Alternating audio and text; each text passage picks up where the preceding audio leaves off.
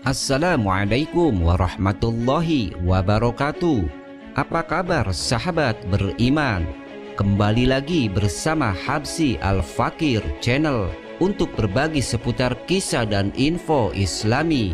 Semoga bisa menemani aktivitas Anda. Jangan lupa tekan tombol subscribe dan aktifkan notifikasi tombol lonceng agar tidak ketinggalan info terbaru dari Habsy Al-Fakir Channel.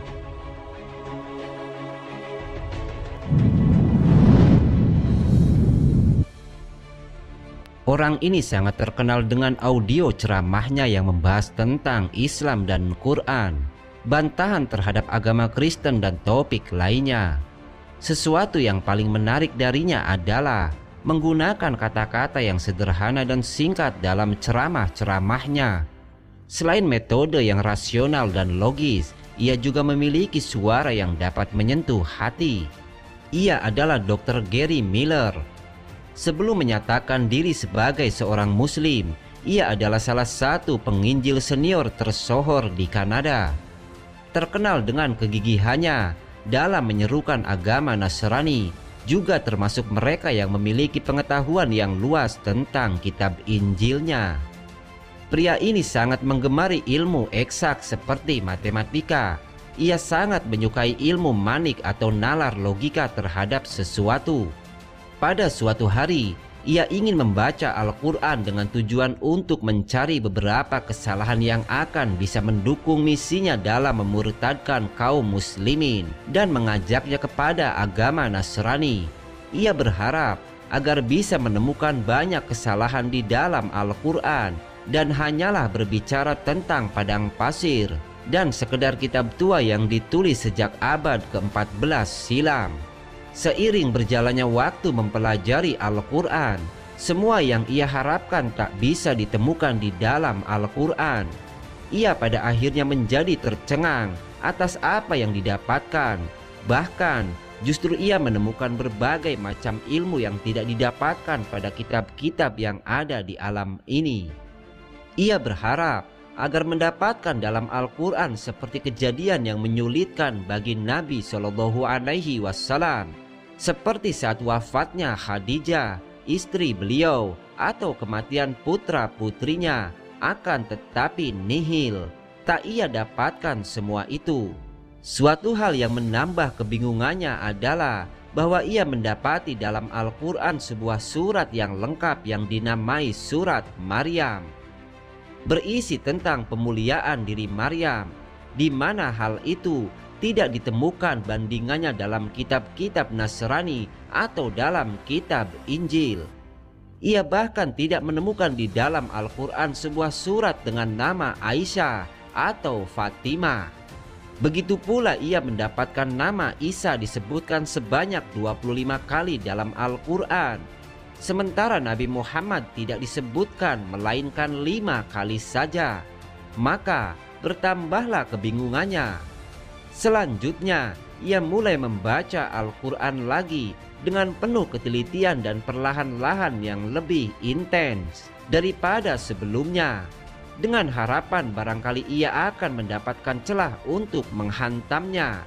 Akan tetapi, tiba-tiba ia tersungkur oleh satu ayat yang luar biasa hebatnya, yaitu ayat 82 dari surat An-Nisa. Maka apakah mereka tidak memperhatikan Al-Quran? Kalau kiranya Al-Quran itu bukan dari sisi Allah, tentulah mereka mendapat pertentangan yang banyak di dalamnya. Quran Surat An-Nisa ayat 82.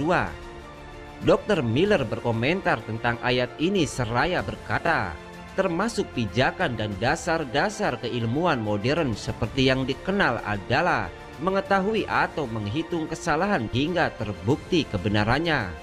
Inilah yang disebut dengan falsification test.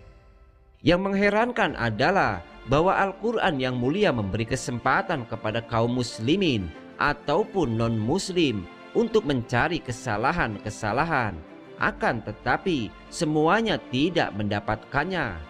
Ia juga mengatakan tentang ayat ini bahwa tidak akan ada di muka bumi ini seorang penulis yang memiliki keberanian Ia mengarang sebuah buku kemudian menyatakan bahwa di dalam buku tersebut tidak ada kesalahan sama sekali. Akan tetapi Al-Quran berani menyatakannya, dan memang benar tak ada kesalahan sama sekali di dalamnya. Ayat lain yang diteliti oleh Dr. Miller adalah Quran Surat Al-Anbiya ayat 30.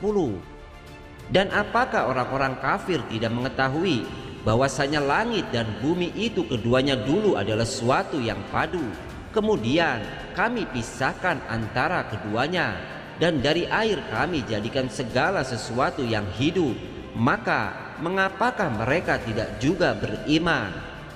Quran Surat Al-Anbiya ayat 30.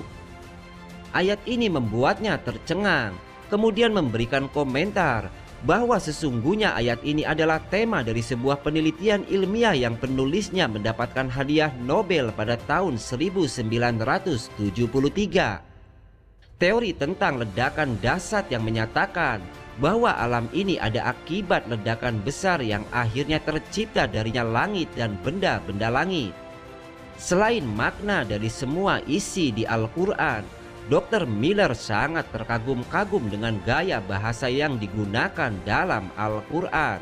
Tanpa ada keraguan sedikit pun bahwa di dalam Al-Quran itu terdapat pandangan yang tidak ada bandingannya dan mempesona, di mana ia tidak didapatkan pada tempat manapun, yaitu bahwa Al-Quran memberikan informasi kepada Anda tentang hal-hal tertentu, ujarnya.